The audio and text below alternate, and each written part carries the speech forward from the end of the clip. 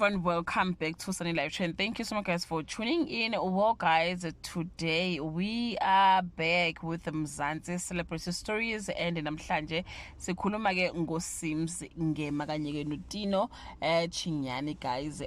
Finally they have revealed indodana yabo ke encane.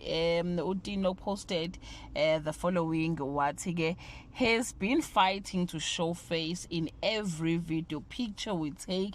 So ladies and gentlemen, baby Kabo, the happy baby waseke uyamposta ke wamveza ke base beyakhomenta ke abantu bathi awu bakithi the baby Kabo is so cute bathi ke last born ke yena ke boy lo ugcina bathi ke the last born looks so much like mommy bathi ke mommy got her twin now at 50-50 now, let's go. What mommy's little twin, so abantu abaningi babona ngazuthi ke ingane ke uKabo ubaby Kabo ufana kakhulu ke noma wakhe uSims Ngema njengoba ke ufirst born wabo ke efana ke no baba wakhe kakhulu. So bathi ke 50-50 idraw bakithi he looks so beautiful. Konje indoda kuthiwa beautiful but he's a baby, so he looks cute. Yeah, cute. I think iyabalance ngene endaweni zonke.